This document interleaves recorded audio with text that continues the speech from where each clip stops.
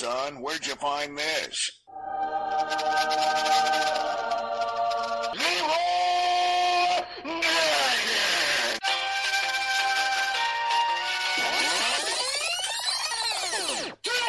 Just do it! Make your dreams come true! A few moments later. You are now listening to Podcast 42, the world's most popular, inaccurate, and sometimes squirreled retelling of pop culture history. So we're opening the beer first? No, we're just going to do what we always do, talk nonsense, and then randomly we'll interject into the start of the show. That sounds about right. Oh, I wish Chris was here. I miss Chris. He's been captured by the Pirates of the Caribbean. What? Yes, he is now Long John Silver. Oh my gosh, do they want the redhead? Nope, they're just up for auction. Exactly, and on that note, welcome to another episode of Podcast 42. That was exhausting.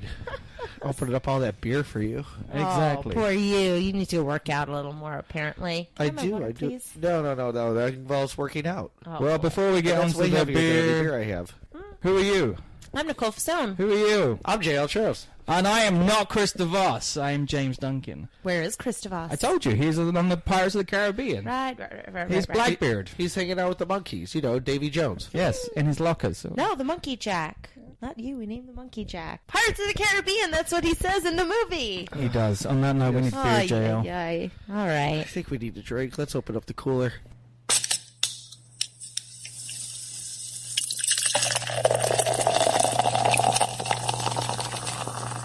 JL Beer Cooler, it's cooler than you think. JL Beer Cooler, it's cool enough to drink. It's cool enough to drink, yeah. What do we have this week? Nice beer from Tampa from Cigar City Brewery. Yay. Nice Florida cracker. And what is it? It's a Belgian white. Brewed with coriander and orange peel. So it might taste a little bit like High Lie, except not so hoppy. No, it's going to be more like a infused like Blue Moon in a way.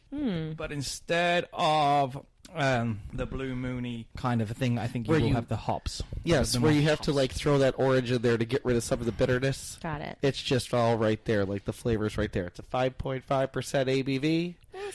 Let's see how this holds up over the course of an episode. Sounds good. Well, what episode are we doing today? What's our plan? What's the plan? We are going to be talking more about alcohol. Yay! But it's the Oh. games we play with alcohol. Yay! So we are going to be discussing some nonsense on drinking games. So, Nicole, would you like to start us off with page 1? Yeah, absolutely. Drinking games. Where did it all begin? Nobody knows. Nobody knows where it all began, but two societies argue over where it all began. Ancient Greece, Kottabos, is that how I say it? Who knows? Kottabos Sounds good. is one of the earliest known drinking games from ancient Greece, dated to the 5th to 4th centuries BC. Players would use dregs to hit targets across the room with their wine. Often, there were special prizes and penalties for one's performance in the game. Wow. The other one is ancient China. Drinking games were enjoyed in ancient China, usually incorporated the use of dice or verbal exchange of riddles. During the Tang Dynasty from 618 to 907, the Chinese used a silver canister where written lots could be drawn that designated which player had to drink and specifically how much. For example, from 1, 5, 7, or 10 measures, a drink that the youngest player, or the last player to join the game, or the most talkative player, or the biggest run-on sentence ever, they had to drink. Yep. There were even drinking game referee officials. That's something I would like to do. I am the official drinking game referee. Oh boy. I like how there's one called the Registrar of the Rules, who knew all the rules to the game. There was a Registrar of the Horde who tossed a silver flag down on calling out second offensives. Seriously? That's a lot of people right there. And a governor who decided one's third call of offense. These referees were used mainly for maintaining order, as drinking games usually become rowdy, What? No and way. for reviewing faults that could be punished with a player drinking a penalty cup. That would really come in handy with some drinking games. If a guest was considered a coward for dropping out of the game, he could be branded as a deserter and not invited back to further drinking bouts. Yes! Wah, wah. There was another game where little puppets and dolls dressed as Western foreigners with blue eyes. Seriously? Nope. Iranian peoples were set up, and when one fell over, the person it pointed to had to empty his cup of wine. So this is basically what was found out. This is where the first two cultures that argued and said, we have the first drinking games. This is where it all began. So the Greeks and the Chinese, who still can drink a lot to this day. Yeah. Nicole says, yeah. Yeah. No? You disagree with that? You sure? Could you keep up with the amount of tea and everything else? No, I couldn't keep up with that. I had never heard of the Chinese being really big drinkers. Have you never been to a casino? Yes. That's true. But I that means they're gamblers. I don't know. Yes, but they sit there and drink and gamble. Oh, I don't know. I haven't paid attention. I haven't counted their drinks. So it kind of carried through to the topic. So with delving into where it all started, it kind of led us on to the historical games of drinking. Before we get into the games that we all know and love and nonsense like that, I thought it was important to have some historical games from around the world. The first one was the Wagner Cup. The Wagner Cup was used from around the 16th century in England, Holland, and other parts of Europe.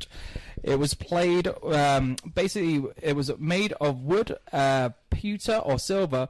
Most cups took the form of a woman in a long dress or skirt, holding a pail above her head. The skirt and pail. How do you drink out of that? You have to just hold it up. So the skirt and pail, which could swivel all the way around, were filled with wine. The drinker was expected to finish the contents of both cups without spilling a drop.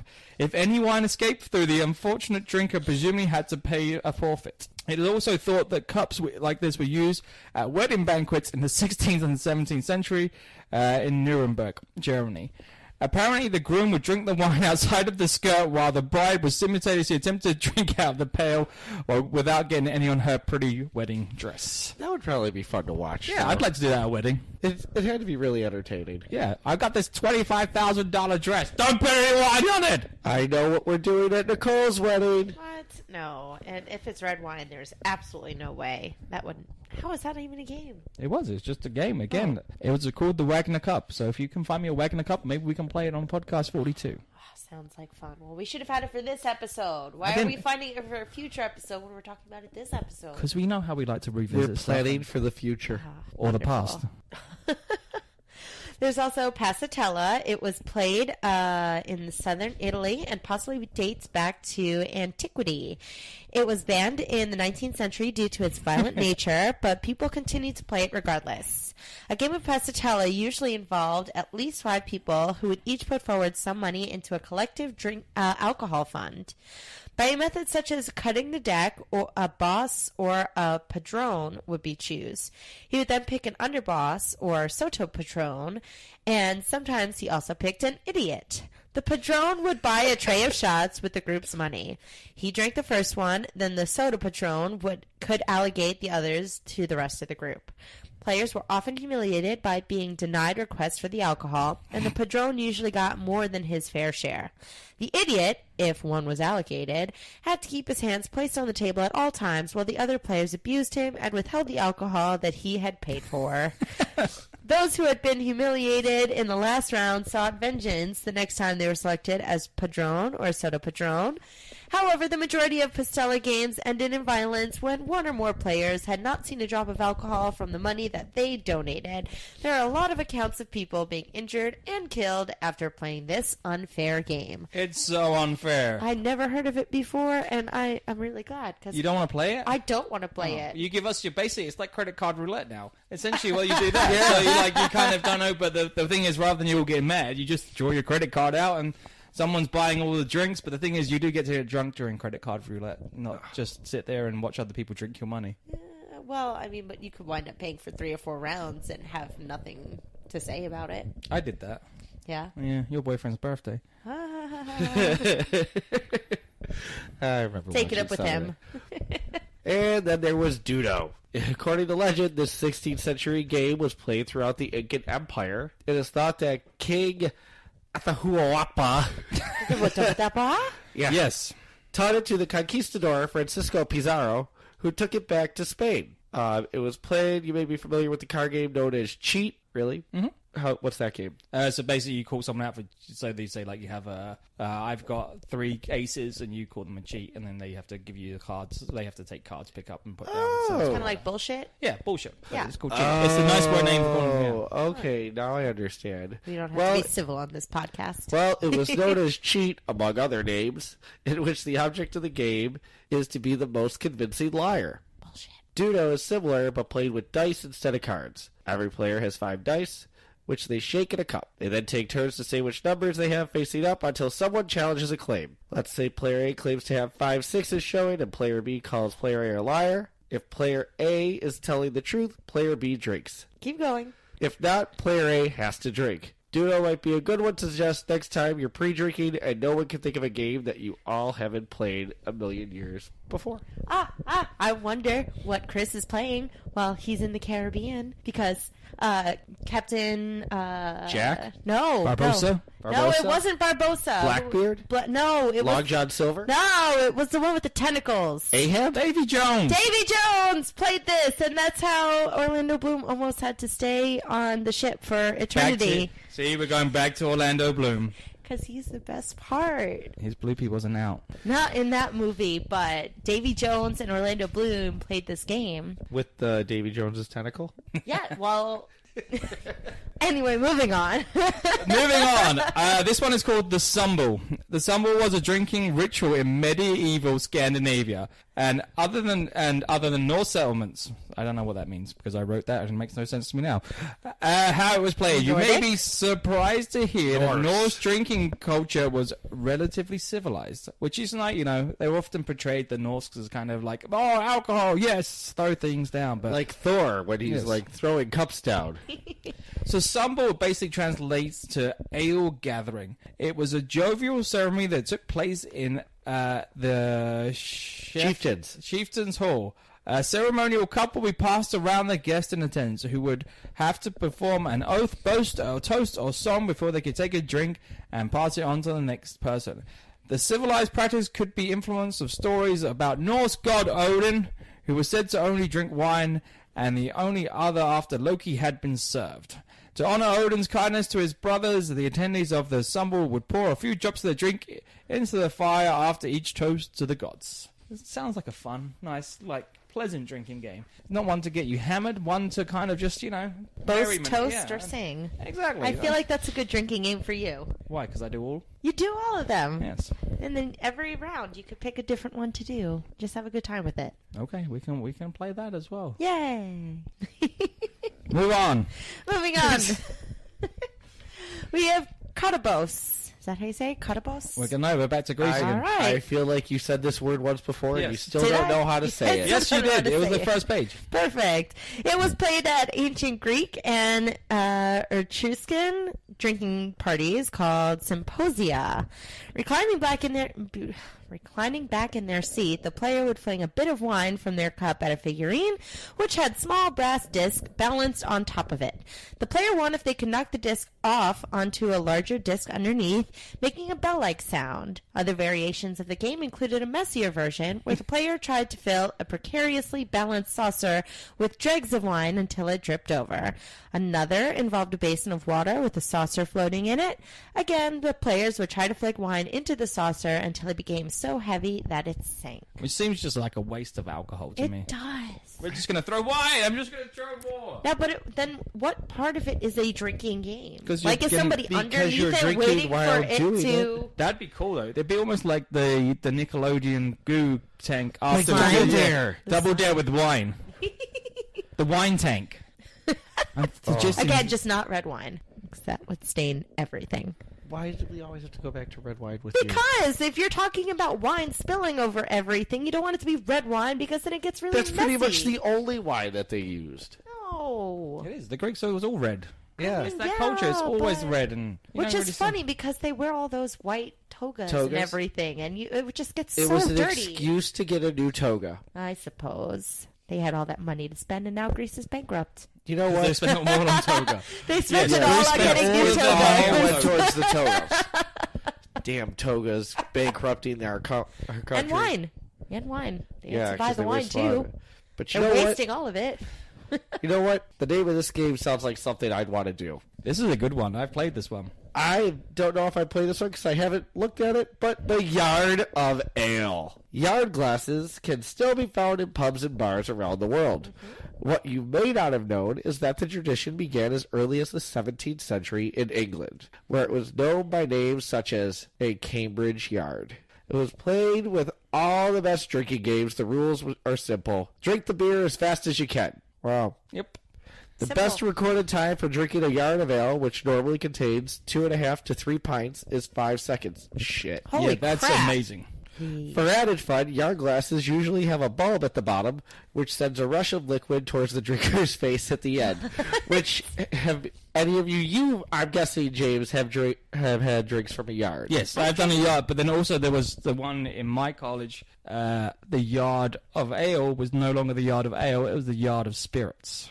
So liquor, hard liquor. Oh boy. It was. Now, often- did you mix all the liquors, Yes, or was it was one like set liquor? No, it was mixed liquor. So imagine like a Long Island iced tea, but 2 or 3 pints of Long Island iced tea. Wow. Yeah, you didn't really come back up after that one. There was some good. Yeah, normally, it was a birthday gift for the soccer team. We'd often all chip in and we'd go around. We got more civilized the older we got. It went from a yard for the first few years to by the end it was just a pint. But the thing was, by that point, it was we all chipped money in. So the way you'd go around is you'd all throw money until the yard was full up with money, and then you'd give it to the bartender and say, "Make me something for this much money." That's awesome. Kind of thing. But when we got older, it was just a pint glass. The problem being is, though, when we got older, we got poorer, so it was more loose change. Like, there was 25 cents thrown in, and the bartender would just be like, "Oh, really?" But yeah, so Pence. yes, So, would either of you be good at that game? No. yes. But I would again, you couldn't really play a lot of it. I mean, It'd be just I've drank out of a yard glass before at Yard House. Are you not good at chugging? Probably not as good as some other people might be, but I can chug a beer if I have to. So James this- did it earlier. I saw him do it. Yes, Yes. on our adventure today, I chugged a beer. Yes, that wasn't me. So Wobbly Dollies was previously mentioned by Nicole in our first little bit of the show. This is a game played in China where they would. Is simply in this strange and slightly racist game. Yes, it's a racist drinking game. A group of blue-eyed dolls designed to look like Western foreigners were lined up. Players would spread themselves around the dolls, and when one fell over, the player that it pointed to would have to drink up. So like spin the bottle, but with dolls. This is the only one of many drinking games that were popular in ancient China where they were overlooked by referees, which we'd already said. And then often they were stopped for getting too rowdy. If anyone dropped out of the drinking game, they were banned and forbidden Ooh. from returning. So if you messed up playing Wobbly Dollies, you weren't allowed back. The racist game that I The looked at racist you as I wobbly- was reading about Yes. it, where they were like the Iranian people, and I Yeah. went, "Is this for real?" Yes, they It's were like, that racist. They was up there, kind of just terrible. Just the deep that dark game's histories. just wrong. Yep. Just wrong. Ooh, another one. The Puzzle Jug. Ooh. Sounds puzzle- like my kind of game. Yes, you have to put pieces of liquor in a glass and drink them. It's crystallized liquor too, so you got to make sure it forms everything What? right. What I'm is lying to this? I can tell you're lying to me. Puzzle jugs were popular in the 18th and 19th centuries all over Europe, although some have been found to date from as early as the 14th century. The vessel would be filled with an alcoholic tipple. Yes, a little bit of alcohol. Okay, that was only possible to drink if the player managed to plug the correct holes on the neck with their fingers, or what else they could find. Yes, so basically we get a broken jug, and you have to try and fill the jug with either like your hands or something to stop it to be able to drink the alcohol. To the glee of onlookers, if the player missed a hole or two, they would end up drenched in their drink. Puzzle jugs often had taunting inscriptions on them, such as, "Here, gentlemen, come try your skill. I'll hold a wager, if you will, that you don't drink this liquor all without you spill and let some fall." So the way I picture this is there's one big jug and there's a bunch of holes in it, and you have to try and use your hands and Yep. everything you can to cover it. So it only comes out of one single hole, and that's the hole that you're drinking out of? Yeah. Yes? That's Okay. exactly So it. again, I would quite like to play puzzle jugs. That feels so messy. I would do it, but I think it would be a lot of fun to do. just not with red wine. With red wine. We're going to have red Everything. wine with that one. Yes. Not with red wine. Everything, every game. Because I'll play, but not with I red can't wine. wait to play Puzzle Jug wearing my toga, drinking red wine. But with then Nicole. this is my favorite one that I found out there. I at just all. love the name for this one, and Nicole, I am so happy you get to read this. He did this on purpose. That's No why I'm way. reading it. It's called Bloody Buttocks. Yes. It's a real game. Of course it is. This deadly And it happens to people too sometimes. Just remember that. Yes, you know. This deadly competition began in the 17th century England towards the end of the Civil War. The Laughing Cavalier would not have been so smug if he was present at a particular alehouse in Milton, Berkshire in May 1650. In a drunken stupor, a game of royalists, out of zeal, affection to their king, began making toast to the monarchy with cupfuls of blood.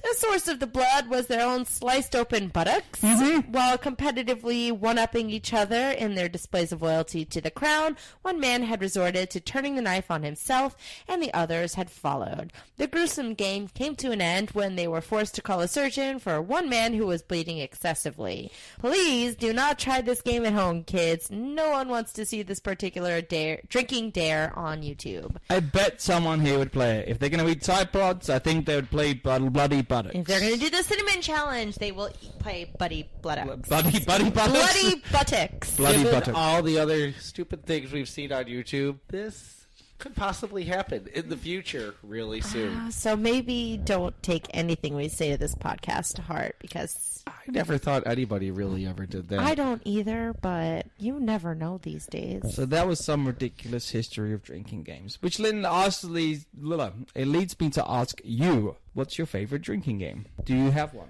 Is there any you've played? Nicole? I like playing King's Cup. Most people have heard of King's Cup. It's where you have, there are different ways of playing it, but usually there's one cup of beer in the middle, and It's not always beer. No, it's not always beer. Sometimes people will pour a little of their drink into it as you go along, and then it's a That's how I mix play of it, is that usually everybody's everybody drinks. else And is added. yeah, and so you're playing with the deck of cards, and you play your card, and each card has a different kind of thing to do, like 3 to me, 4 touch the floor, 5 to the guys, 6 to the chicks, 7 to heaven. Like, there's all different rules and different variations of the game, but that's just the one that I'm most commonly played in the past. Wasn't Asshole like that? I can't remember. See, I remember that one a little bit. That was another card game. But yeah, that was a good one. I love Flip Cup. Flip Cup is fun, and then everybody goes. Quarters is fun, too. Yep, beer pong. Yep. Yeah, well, it's not really beer pong. Beer pong is actually with a ping pong Yes, ball. I prefer that one just because of how you can bounce, and it might mean more depending on how many different rules everybody has. Yeah.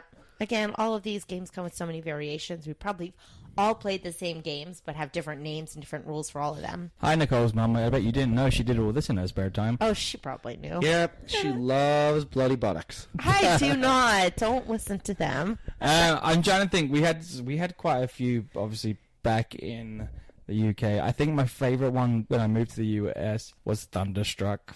What's that? Have you never played Is that an AC/DC game? So basically, you play Thunderstruck by AC/DC, and every time they say thunder, you have to drink. That's what, a 5-minute song?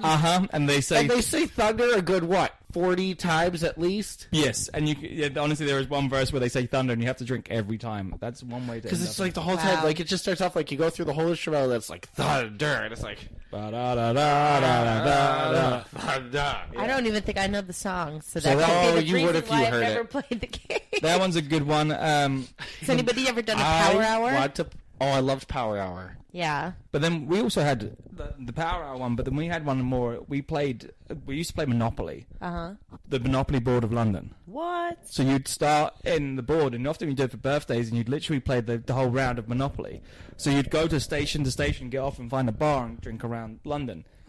So the last time I played Monopoly, I ended up leaving my group because I was that drunk and trying to go home. I ended up outside of the my soccer team stadium, and I tried to steal a policeman's hat. How did that go? I was reprimanded but didn't get arrested, and because I was being ridiculous, and as often I am, and I managed to talk my way out of it for being drunk, and he put me back on a train on the next stop home, because you know how far away my soccer, close. so it's like one stop away. Yeah. So I was very close to getting home, but I managed to get myself to the Emirates for no particular reason because I was just that drunk and I thought it was great. And I got a picture with the hat though. I got a picture with the policeman and the hat. So what are the names of the hats? I don't know. Policeman's hat. The big. I like that policeman's hat. Yeah, I don't know, but that was one of my ones. Playing Monopoly, but that's always an expensive one. And we used to obviously, I don't know, the pub golf. You played? Have you played pub golf here? So it's an 18 hole. So basically, you have like a score sheet. So you go to like, for instance, a bar. You have different bars. Normally you only play 9 holes. So you play 9 bars, but every bar you have a certain drink you have to have. So for instance, like a gin and tonic would be a par 3. So you have to drink it. Then you'd have to do like, for instance, a Scotch neat would be a par. Be a par 2. So like shots would be lower, higher, and you'd have to kind of do that. And then if you skipped it, obviously you lost the points. Now, is each bar designated a par? Yes, the drink in the bar. So, for instance, we go to the Nag's Head, and you have to drink a Scotch on the rocks. That'd be a par 3 or par 2 or whatever. Yeah. Or it'd be a 2 under, or So, but if you skip that, you obviously lost the points. So then it was all a case of if you could drink all the drinks and end up with like the perfect score, you normally won. Normally by the last bar, nobody gave it flying monkeys, and you'd all dress up. So you'd all dress up like golfers and walk around with like the golfing clothes. So it was just ridiculous, kind of like evening out. So always another good fun one. Do you ever do drinking games where you're watching movies and each time they say something you have to take a drink? Like My Big Fat Greek Wedding, every time they say Opa, you have to take a drink. That's funny. Yeah, that's fun. I played like around Christmas time. You could always play the one. You could pretty much do it any time of year with any hat, but you hang a hat on the corner of your TV, and any time that it looks like somebody is wearing that hat, then you have to drink. So like when there's the perspective of the person facing away from the camera, and it looks like the hat is on the back of their head, then you drink then. Like that's a fun drinking game. But I think it's one of the ones with over here in the US, your fraternities have so many more. So many. So, but like that was the thing when I again Edward 40 Hands. That's the one I was about to go to. The first time and the last time I played Edward 40 Hands, and the hangover for 3 days. Yeah. Oh boy, I just know about that because of How I Met Your Mother. So they always pick the shittiest beer too. But the thing was, though, they were kind of jerks to us when we played it, because we played it where they gave us a bottle of Crème de Menthe and a beer. And the beer was the PBR, the tall boy PBR. Oh, boy. See, when I played it, I got Natty Ice and a Genesee. Yo. There's a casino in Atlantic City, the Tropicana, I think is where I usually stay. No, the Tropicana there, and they have a bar there where they have $5 40s. Like, that's dangerous, but that's the perfect place to play because it's only $10. No, still no. Okay. No, the bottle of drinking creme de menthe. Yeah, I was miserable after that one. But yes, hi mum and dad. Yes, I did stupid stuff, and now I've grown up to drink not as much as a responsible adult. Question mark. Move on. But no, again, it's just one of the ones out there that we've all done it. We've all played some form of variation of game. Yeah. But I feel that us and Podcast 42 should create our own drinking game. We should. Oh, boy. I think Chris suggested one in our group. He did. Like, every time Nicole laughs or giggles to drink, and I do that quite often. Every time I pick on you. Every time anybody picks on me. And every time I stumble over a word. Yes. Oh, which is every other sentence. Wasted. So maybe if you listen to this one, you can start playing at the beginning of the show. Rewind and start all over again. What would we say would be Chris's part in that drinking game? Probably knowing Chris would be the referee now. He would be the referee. He'd be looking after us, making sure that we didn't get messed up or got really messed up whilst he giggled in the corner. Or any time that he actually likes my lame jokes and you guys make fun of me, the rare occasions where that happens. And maybe we could give him the official derpy. He could be the derpy. He could be the derpy. Oh, yes. The official derpy of the Podcast 42 drinking games. What were we talking? We were talking about one drinking game a minute ago. Oh, Power Hour. Yeah, oh, yes. The fun part about the Power Hour is you're supposed to take a shot of beer every minute for an hour. Every minute for an hour, and that works you through a 6-pack. And if you go onto YouTube, you could find a Power Hour in basically any genre of music that you like. Like, they have Disney Power Hours, they have rap Power Hours, they have like top 40 Power Hours, and they have a ding at the end of every minute, and that's when you're supposed to take a shot. But I just don't feel that'd do anything for me. You drink a six-pack of beer in an hour? You think that. It would do But it plenty does for hit you. you depending on what beer you're doing. So if we had the highlight or... Oh, yeah. I wouldn't recommend it with the High Life. You would Yeah. probably get really wasted. But that's why... We used to do it with Labatt Blue. Oh, another one. I never even heard of it. Labatt Blue? Canadian beer. Yeah, it's... I feel like we tried it, but we never reviewed it on the show. I feel like you brought it... We had it with a... I think I second had year. a different Labatt or something Yeah. like that. It was always entertaining trying all these new wonderful beers. What do you got? I lost my train of thought. That often happens when you have nonsense to talk about. Yeah. I've had the other ones. The other good ones that we'd often play at obviously the house parties was the variation of spin the bottle, but it wasn't spin the bottle to make out with people. It was spin the bottle and whatever liquor it landed on, you took a shot of. Yes, I've heard of that before. So the painful thing was that we were all cheap and would buy really crappy liquors. Yeah. So you'd spin the bottom. Yes, you'd spin the bottom around of the drink you fancied. And it always ended up with someone getting a little bit too drunk and spinning the bottle too hard and knocking all the liquor on the floor and smashing and cleaning up. It always happened. Yeah, it seems about right. So, the ridiculous things that have happened during alcohol. Those memorable nights. Or not so memorable nights. It depends. When you're done listening to this, here is something else you can sink your ear holes into. I'm Don Wrinkle, and everybody's got a podcast. And if you're gonna listen to one, In Poor Taste is the way to go, because it's very greasy. This is Bill Lawyerson to tell you that In Poor Taste is the podcast you should listen to if you want to get sued. I'm Big Jim, here to say if you listen to In Poor Taste, guess we'll give you a Christmas handy. It's In Poor Taste. It's definitely not a comedy podcast. And it's definitely not educational. It is definitely Australian. Stop asking! Hello, I'm a Giorgio Casadoro, and this is my brother. Fativa. Come on down, In Poor Taste. We take you back and polish your jewels. That's us. South Hills, Pittsburgh. Born and raised. Listen to In Poor Taste on the Podsberg Network. www.podsberg.com/InPoorTaste for all of your edutainment podcast needs. If you guys said they were fun. This is Chris Osborne from Play Comics, and you are listening to Podcast 42. Then it questions you. What's your horror story from drinking? I don't want to talk about. You don't want to talk about your horror story? I'll talk about mine. My mom listens to this. I wouldn't want to talk about anything like that. I have two. One was my very good friend who, on an evening out for his birthday, we went to all the bars and we walked around, did all that. At the end of the night, he was like, I've got to make out with a girl. And at this point, he is seeing double, triple. He is on the dance floor dancing away, and I have started to sober up and realize what's going on. He thinks he's dancing with a young lady. He is dancing with a young man in drag. He is getting very handsy with this young man, the young lady man in drag, and is about to go in for the kill. And me, in the biggest regret of my life, I stopped him. Making out. I know, to this day, I still regret it. I still regret it to this day that I should have just let it happen. The other one I have is, it was my 21st birthday, which is not really a big deal in England because we can drink at 18. So we've been out. I played soccer at college and was friends with all the rugby guys. Rugby guys notoriously heavy, crazy drinkers.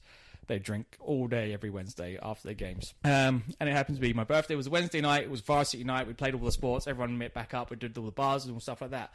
So I don't remember much of the evening at all. And no, I'll be honest with you, again, the whole thing of the yard of alcohol, people gave me all that, kind of blacked out. All I remember was the chirping about 5 a.m. of birds and feeling very sticky and realizing I'm outside. Then looking to the left of me and seeing my best friend also laying next to me in a really bad state. Then looking up and realizing we're in a dumpster. Oh boy. Yes, we were put to bed in a dumpster by the rugby team.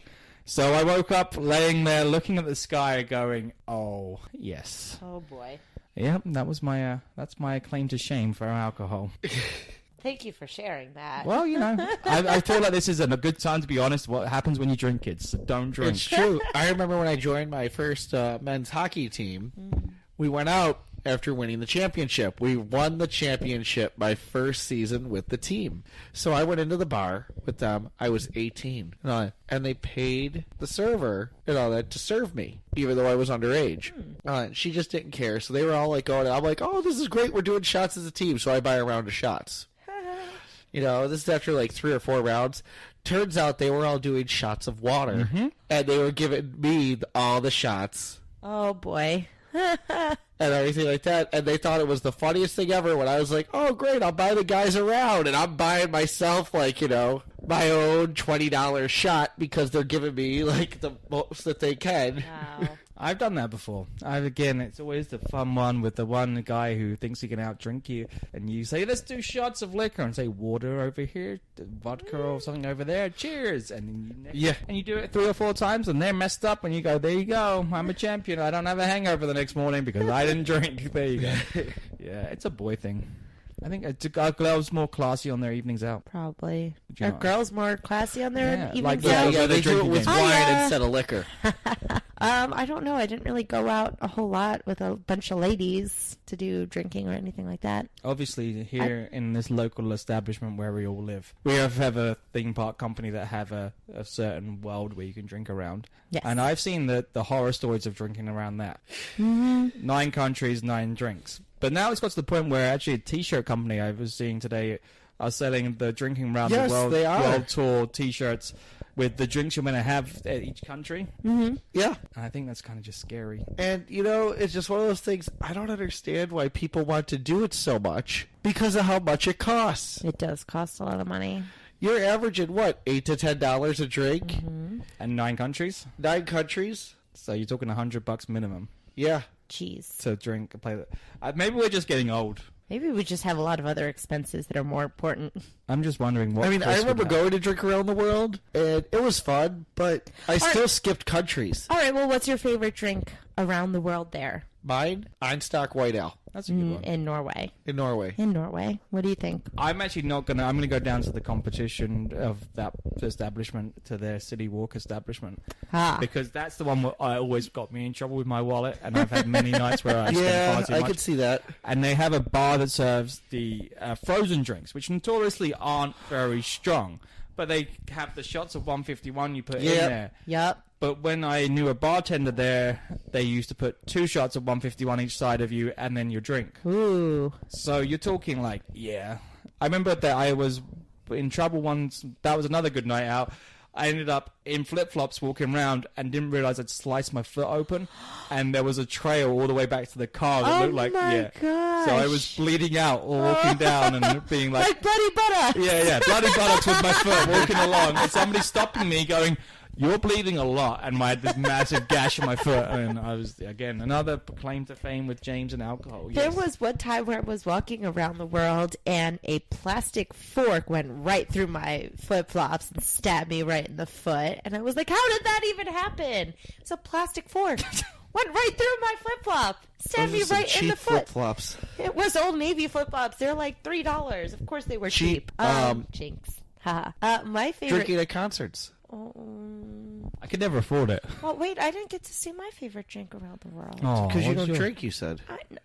That's not what I said. My favorite drink around the world is a coffee drink, actually, where they have the bourbon, and it's iced coffee, and it's really good, and it's in China. In case you didn't know, you should check it out. What was the one you were talking to me about earlier when we were out today? We were talking about kombucha. Kombucha is really good. Sambuca? No, kombucha. Sambuca is gross. That's the devil's juice. So gross. Almost as gross as a Jägermeister. Another one. Yeah. Or Goldschlager. I like I've never Goldschlager. tried that. You never had Goldschlager? I just know about it because it's super bad. Okay, so but I've never tasted it before. Goldschlager, it's absinthe-esque, kind of cinnamony, like. Yeah. But I was rumbled again.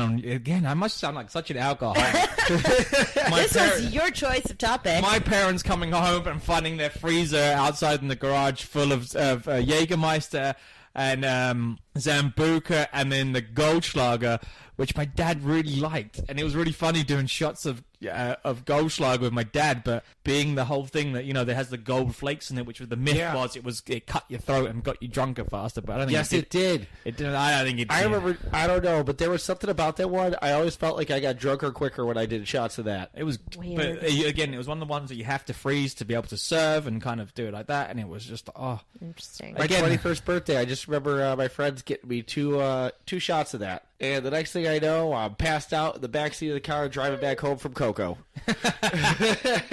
Oh, boy.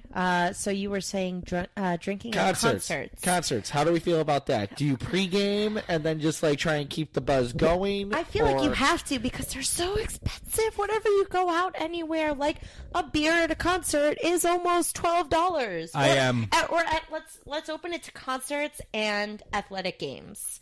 How much is a beer when you go to a baseball game or a soccer game, football game? I'm sorry, 12 to 14. Yeah, exactly. So you have to pregame and then keep the buzz going because otherwise you're going to spend a fortune. $10 for a crappy beer.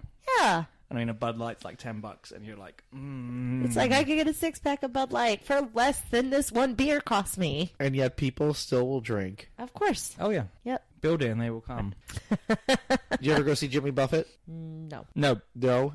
You've heard about the pre-gaming for that, like how it's just like one big party up until the concert. Yeah, it's got, again, that's always a thing for me because I don't really understand tailgating, and I still, after all these years of living here, don't understand the people that go so early to cook and grill. I suppose it's just because we don't really have the space in the UK. We have street vendors that sell food, but we're not allowed to drink outside and stuff like that, and like that was a whole different world to me that I never really... Still, I don't really enjoy it because I'd like to get into the ground, 30 minutes early before kickoff and get comfy and get in the mode for it. My first 2 times seeing Buffett, I watched the same girl. One time she got carried out. The second time she hurt herself going in and then got carried out because she pre-gamed that much. Yeah, but what's the point? Because then you're spending all this money, but you don't see a show. You might as well just hang out in the parking lot and just listen to... Which is, again, I've seen people do that here in the US. People go to a parking lot to do the pre-game stuff and then sit and listen and watch their portable TV in the parking lot. What's that about? I did that once. I did that for Journey. You sat outside? So it was right after I got my license. Now, I wasn't old enough to drink, so I was the DD, and my friends wanted to go listen to Journey because they were performing on Long Island. So we went to the beach, and we hung out outside of the stadium, and we're listening to the Journey performance, and they were drinking and everything, and then we left, and it was great because we heard Don't Stop Believin', and as soon as that song ended, we were able to leave, and it was before everybody from the stadium was able to leave and get out of there. Now, was it Journey with Steve Perry or with the YouTube guy? It was in 2008. YouTube guy. YouTube guy. There you go. I wouldn't know, but... All right, then that leads me on to my next question for you both. What's that? What is the most creative way you've managed to hide alcohol? I haven't been able to creatively hide alcohol. Such a liar, because I know what Nicole's way to hide alcohol. Yes, I have those lotion bottles, those fake lotion flasks, and I use those from time to time. Yes, it looks like sunscreen, and it's in my cupboard of my house, which I was once throwing in the trash, and she went, whoa, whoa, whoa, whoa, whoa. What are you doing? So that's what I have, because you take it to the parks, and they're like, oh, it's just a bottle of lotion. This is nothing. And you fill the whole thing up with liquor. And it's like, why would you want to bring that into the park? Well, because it's like $9 for a drink anywhere, and all you have to do is literally buy a soda, which is maybe $4. And you have unlimited alcohol after that. Well, not unlimited, but a decent amount to get you through. I don't hide. I drink beer. Okay. So if I do, I'll add a shot to a 20-ounce bottle and just mix it right there and walk in holding the bottle. So the one that I once did in one of the glorious theme parks here in the US was the Slurpee. So you buy a Slurpee before you go in, and you fill it full of liquor. Yep. I was asked by security to stop peeing in the bush, and we left. Again, I'm so proud of my habits of these great stories I have within my wildest tales of nonsense. But yeah, that was another good one. A Slurpee / just mess of nonsense. The other ways we've managed to creatively hide things of alcohol. We once had a pair of flip-flops that actually was an alcohol carrier. Ooh. I had binoculars that used to be able to hold. There are bras. There's the wine bra. I've seen that one before. The one that you fill up. Yeah, no, I had binoculars that looked like, like I was going to go into a sporting event and be like, oh, look at all that. But really, it was holding alcohol. Well, the resealable wine bottles that one of our dearest hosts is currently using on his cruise. Oh, I know, because obviously on the cruises, they limit the amount of alcohol you're allowed to take on to them. Yes. You have to be creative. I've read many stories of people being rumbled with their trying to fill toothpaste bottles full of alcohol and then having really bad tasting alcohol. Or it's not toothpaste. It's shampoo bottles as well. It might be those, but I've heard mouthwash. Mouthwash. You get vodka and you tint it blue so it looks like mouthwash. Yeah, I've seen that one online. Now I have taken alcohol onto a cruise, and they allotted you. They allotted each person a wine bottle, but I have taken the plastic soft bottles and was able to take liquor on board. And I remember because I went with my dad and I was like, Dad, this is the drawer that has the Jack Daniels, this drawer right here in our room. So if you want Jack Daniels, don't buy it. We've brought plenty. It's right here. And one day I see him walking on the deck with a rocks glass, and I'm like, what is that? And he's like, oh, it's Jack and Coke. And I'm like, did you pay for that? And he's like, yeah. And I'm like, why'd you do that? We brought all the Jack Daniels with us. So the more I'm finding out is we might all have drinking problems, but we're really cheap as well. We are really cheap. It's expensive. In public, it's expensive. Drinking in public is expensive. It is. I have no problem drinking in public. Mm-hmm. I do it all the time. Mm-hmm. I don't recommend drinking in public, so the grocery store, though, because you might get in trouble for that. No, but Lucky's Market, you can. Or Whole Foods. Soon to be Target. Yes. Target has talked about it. Target used to do, at least when I lived further up the road, they used to do wine tastings on Fridays. Mm-hmm. And I remember going in one Friday, and it was like, what? They're like, yeah, it's a new thing we're trying. We're going to be doing wine tastings on Fridays from now on. And I'm like, oh, Target, you just moved up the list. I've seen them do that because they have their new brand of wine now, the Roots wine. I've seen them do tastings. Is that the guys from SNL? Oh, sorry, not SNL. Jimmy Fallon. Jimmy Fallon. No, it's not that. It's their brand of wine. They have their own brand of wine? Yes, and it's only $5 Did you hear the Backstreet Boys are having their own tequila coming out soon? No. What's it called? Everybody Hangover's Back. But a boats. Always good. No, all kidding aside, they really are putting out their own tequila. I believe it. Because that's the big thing to do now. We've had it here before with all the rock bands that do beer. The Deftones apparently have released a beer out in California. Mm-hmm. I've heard of a few different groups that are supposedly coming out with new things. So, well, it's the way, because the music industry is essentially dead from making money. You can only make it from shows or merchandise, and right? Not selling music anymore. That the alcohol is the way to do it. Well, again, I think it goes back to Jimmy Buffett also, who started paving that way, with Margaritaville and coming out with his own line of tequilas, his restaurant. Everything. Double fisting margaritas while running away from dinosaurs. Those pterodactyls were deadly. But he saved the margaritas, which was all the most important thing of the entire movie. And nobody noticed it was him until somebody pointed out, hey, look, it's Jimmy Buffett. Yeah. Well, but the whole funny part about it is because that was supposed to be City Walk at Jurassic World.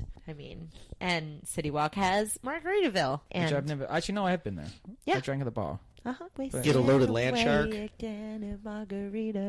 Oh, land shark with a shot of tequila in it. It's always a sing along. So yes, there you go. That was podcast 42, Ode to Drinking Games and Alcohol. What a fun evening it's been. Of talking nonsense about that. Also more nonsense. You said earlier on, you said about going for your birthday, and you came back on your 21st birthday from Coco. I have to say I watched Coco this week. How was it? It was awful. Awful? Really? Yeah, I really didn't enjoy it. It was not what I expected. I thought it was going to be really, it was really poor.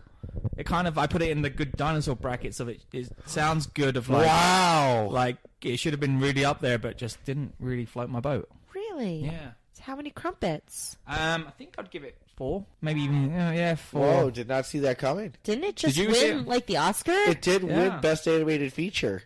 But I just was it was a story that I've seen so many times before, like The Corpse Bride and the whole kind of the death and the underworld and stuff like that. The story was, no spoilers here, but just kind of left me going, oh, that's really obvious. I just heard visually it was really good. Very pretty. Very much like that Black. was kind of like what I thought about Moana. I was like, Moana, it was a good story. I just thought visually it was incredible, but the story was just okay. Yeah. So probably about the same thing. The Rock can't save everything. I know that. He didn't save Baywatch. No, he didn't save Baywatch. It got a Razzie. I'm quite excited to watch Jumanji 2, though. Oh, I can't. I really want to see that one. Yeah. I've been waiting again for my I still need to see Baywatch. No, you don't. You don't. I promise you. I sat through Doom. I think I can sit through Baywatch. Yep. I actually got Doom for free the other week. It was That's one the of the only way you should get it. Exactly. It was a promo. It's one of the rewards things Universal do. If you buy one of their movies, they give you rewards every so often, and Doom was for free. And I went, it's free. Let's take it. But, and it has two of my favorite people in it, Carl Urban and The Rock. Yeah, but it was one of The Rock's first ones, wasn't it? Yeah, it was one of his first major acting roles. So you were saying that Coco was visually impressive, like Black Panther, I think is what you were going to say? Yeah? Black Panther, good. Visually. Coco. How many crumpets? Did we rate that or no? I can't remember. It was last week. It was 3 weeks ago. I don't know. Who knows when you might I'm hear still this sitting episode. here amazed that you liked Civil War more than Black Panther. I am. But I'm also excited for the next Avengers now after seeing the new trailer. Infinity War. Yes. It looks like we're gonna go through a roller coaster of emotions again. That's right. Anybody want to go to the 31-hour marathon with me? No. So that's something that's been offered out there. JL offered it to me the other day when he said, "Hey, you want to go and watch? How many hours? 31 hours. 31 hours. 31 hours in the movie theater together." Then the premiere? Yes. Is that what it? Oh, jeez, Louise, no way. So, do you want to spend a day and a half in the movie theater with JL? No, I don't want to spend a day and a half in a movie theater. Period. I don't care what movies they are. I thought you should say with JL. I know. I was waiting. I had like comebacks galore. Well, I'm glad I couldn't satisfy that for you. Yeah, it's never mind. All right. So anyway, we have an email.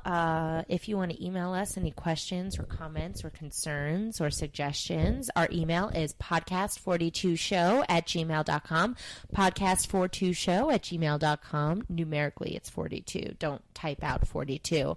This is from Bron. I don't know. Some people do. Some people are thick like that. Way to offend the listeners. Wow. Some people are thick. If you email us the wrong thing, you are thick. We won't get it if they email it to us incorrectly. Exactly. My email. I must be thick. Anyway, this is from Brom the Brave. Okay. Mm-hmm. If you guys were going to do a Dungeons and Dragons episode, what kind of characters would you play and what would their names be? Oh, that's so tough because Dungeons and Dragons is such a huge, nonsensical game. I'll tell you this much, I know nothing about Dungeons and Dragons. How do you not know anything about Dungeons and My sister Dragons? would know, and I have no idea. It was never anything that I did. And also, you've never watched Stranger Things, so you There probably you go. that's another game that's been referenced in that. So the Perfect. Demogorgon is... Yes, I was just going to go with the Demogorgon. The Demogorgon is one of the most... Yes. But all I remember is Dungeons and Dragons was the cartoon show. Did you ever watch that? Yes, I do remember the cartoon show. That was great as well, but it never really had an ending. The kids got sucked into the game and had to try and figure a way out. Like Jumanji. Yes. Yes, but not as... No, fun. Yeah. That is fun. Jumanji was fun. Yeah, the Hunter compared to and Dungeons the and Dragons. Stampedes. Yeah, but then... It was kind of they got stuck in Scooby-Doo land as well, so there'd always be mysteries and evil people. And they'd take the mask off, and it would always be like someone like the butcher, yeah. the blacksmith. And he would have gotten away with it if it wasn't for the meddling kids? Yes, I think there was exactly. a Scooby-Doo Dungeons and Dragons crossover. There might have been. I mean, Scooby-Doo's crossed over with everything. Oh, they just crossed over with Batman. And they're doing a supernatural Scooby-Doo crossover. No way. Yeah. That's going to be fun. Anyway, Dungeons and Dragons. Sorry, because I got squirreled us there.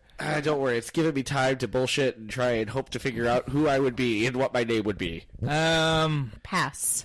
No. Well, for me, it's a pass. I don't know anything, so how can I probably... You create your own character. You can give yourself a name. If it was Like, World of Warcraft, I was an undead I know warlock. what I would be. I know what I would be. And my name was Blair. Go on. What would you be? I'd be a dwarf. Okay. Mm-hmm. A mighty, Ghibli style, like powerful, angry dwarf, axe, everything, and I would be named Jerkface Loser. So I believe I would be an elf. Okay. No, because the elves are always evil. And it's funny because you're so tall. Exactly. It's an oxymoron. Like me, I'm a moron. And I would be called the elfin... What would I be? The mother elfin. I don't know what else. The mother elfin something or other. Gorilla. I was just thinking about that because you're The Mother Elfin Show. So, Nicole, think of it something nonsensical. You'd be a wizard. Oh, I Yes. said an undead warlock Yes. named Blair. Name Blair. Blair. That was what I was in World of Warcraft. Your name was Blair in World of Warcraft. Blairre. Witch. So Warlock. Undead no, you're warlock. a female, so you'd be a witch. It was so a you wor- were there was essentially no the Blair witch. Witch. There was no witch. It was warlock. That was the type of person that I was. So you were... Never mind. Yes, I was the Blair Witch. Are you happy? Yes. It had nothing to even do with Did that. you put people in the corner? No. Nobody puts baby in a corner. Womp, Yes? womp, womp. No? Was that? No? I mean... Oh, yeah, because that was how Blair Witch ended. That's right. Oh, I only my- saw that movie once. I know. Work with me, gentlemen. We're waiting. We have been. We We have are. been. We're still waiting for you to finish watching Star Wars so you can tell us all about it. Well, I haven't watched the next... What's the next one after Empire Strikes Back? Return of the Jedi? Okay, I haven't watched that yet. Waiting. But I'm excited. Revenge of the Jedi. It's not the Revenge of the Jedi. You're lying. No, it's the Battle of Endor. No, you guys are lying Wasn't it supposed to me. be called Revenge of the Jedi? I think it was Revenge, yes, but they changed it. But they changed it to Return of the Jedi. Okay, so what's the official order? Can you just list them for me right New now? Hope, Empire Strikes Back, Return of the Jedi. And then you go Phantom Menace. Wait, weren't there 4 original movies? No. Only 3? Yes. That's why it's called a trilogy. I'm sorry. Okay. And then you go Phantom Menace. Okay, that's the first The one. Clone Wars. That's the second one. And then it's Revenge of the Sith. Yes. No, is it Revenge of the Sith? Okay. Yes. Yeah, And Attack of the that's Clones 3. and Revenge Yeah. of the Sith. And And then you then- can go watch Rogue One. Yes. Yes. Which it's, and then it's Then it's Force Awakens. And then then- Last Last Jedi. Jedi. Okay. Now to be followed by Solo. Uh-huh. Then the next untitled Star Wars movie we don't know what's going to be called. Then Is it Chewie? no, Is it gonna be it's Chewie? it's the last of these new ones. And then we've got Yoda has been confirmed as well. I'm still waiting for my Boba Fett movie. You might be waiting a while. Yeah, Somebody I know. complimented him on his T-shirt today, and she was like, "My boyfriend is obsessed with the guy on the bottom right," and he's like, "Boba Fett." That's funny. It was Obviously, interesting. visuals are very tough on the podcast because people can see It was the shirt. Boba Fett. He has Do you wanna a explain Star. my T-shirt? He has a Star Wars James shirt is on, wearing a Star Wars shirt that is essentially the cover of the Gorillaz album, but it's but it Darth says Vader. Dark Side, and it has the faces of Darth Vader, the Stormtrooper, the Stormtrooper from Return of the Jedi, who yes. rides the bike, Sure, that one. and then Boba Fett. Oh, it was funny. So, I mean, us trying to... I'm sure it was. Yes. I've been watching How I Met Your Mother, and it was the trilogy episode where they keep watching the trilogy every couple of years, and Barney was like, just remember, Han shot first when he was talking to Ted's baby, and Frost had just told me, like, the day before, there was a whole big controversy about that, where some people were like, Han Yes. shot first, and then they changed it because they didn't think that Yes, Han's because they character want would to do make that. Han Solo like this character Yeah. when really he's the scoundrel. He shot first. He shot first. Everybody knows he shot first. He All shot the true Greedo. fans know he shot first. He shot Greedo in cold blood. Just because Greedo was Even there. Harrison Ford said he shot first. Yep. All right, well, we'll have to save that for the Star Wars explanation podcast that I wind up doing, and you guys making fun of me endlessly. I'm so excited! It's going to be a great drinking game. so It will be the excited. drinking game episode where all we do is pick on Nicole. that'll be great. The Nicole explains the movies, the Star Wars. And Nicole Nicole asked, at the movies. and Nicole asked, "What was that? Or what Who was was this that? supposed to be? The Who fluffy was it? guy that Where rolls were like they? a tiger. Where were they? What did he say? Oh, that'll be fun. Is Endor one of the moons of Tatooine? I just know there were 2 suns, and it was a callback to one of the books, and I don't know. I'm just going to start making up questions Yes, for you. I'm going to ask you. Like, just stupid things. But you're off to see some costumes, aren't you? I am. I'm going. Oh, you got your Slave Leia costume? I Potentially. I don't know yet. I will find out in 2 days. But You should have asked that question. You just got an awkward answer. Hi, Nicole's mom. Nicole's mom. But you're off to an expo. Yes, there is an exhibit at the Museum of Fine Arts in St. Petersburg Florida that I'm going to with Faraz, and we're going to get to see 60... I got dibs on being Salacious Crumb in that scene. 60 Star Wars costumes, as well as a bunch of concept art about the creation of the costume design for the movies, and I'm really excited to go see it, even though I know nothing about Star Wars and really don't care too much about Star Wars, but I'm going because I'm a good girlfriend. And on that note, let's review the beer. Yes, what do we think of the Florida Cracker from Cigar City Brewing? It was good. It was good. Good, very smooth, been gone for a while. I give it a 6. Oh, he was just like, but it's kind of an interesting label because there is a scene of like a parrot with yaks. Yeah, and it's kind of interesting. I give the label like a 1. I have to agree. They changed the label, and I'm not a big fan of it. But the beer itself, total 6. I can't go that high. I would personally give it a 4. I mean, the label or the beer? The beer. You know, it was good. I'm not really sure if I feel like the flavor was that smooth. It just had something about it that I wasn't super crazy about. So Is it the aftertaste? It's not so much the aftertaste. It's the taste itself. I could drink a few of them, but I don't know if I could go for a 5 or a 6. I would probably get bored of it too quickly. I'm going to go in the middle of you both. What? Say again? Do you always get bored before the 5 and the 6? I don't know what that's supposed to mean. But you give it a 5? Oh, yes. Okay. So a 5. 4, 5, 6. Yeah, 4, 5, 6 for our Florida Cracker. Where can you find us? Everywhere! Specifically Spreaker, because we get paid if you listen to us on Spreaker, and we'd appreciate it because we're always trying to update our sound and our equipment and our studio beer. And our beer. Yes, you could fund our beer cooler for the week. Speaker, Apple Podcast, TuneIn, Stitcher, Podcast Garden, SoundCloud, Google Play, iHeartRadio, and just about anywhere. You could also find us on Facebook, the official Podcast 42 show group. Who knows how many members we might have? 961. Was that what she said? That before? was the last that I saw before we started this. Before we started recording, it was 961. Let's see. Have we gained any members since then? We have not. We are still at 961. Remember, if you are number 1,000, you get a pair of socks. You get dinner with Faraz. And we'll get you for dinner with Faraz if you live in the Central Florida. You may also be my movie date for the Avengers Marathon. 31 hours. Don't you just want to be group number 1,000? Member number 1,000. Member number 1,000. We will honor you in some shape or form with love and dedication. You will be featured on our Facebook group. This is Member 1,000. Everybody say hi. Everybody, bow down to your new leader. Kneel before 1,000. Well, on that note, thank you again for listening in. We miss you, Chris. Do we? I hope you had fun with the rum. I bet you best bring us back cruise-related presents. Ooh, yeah.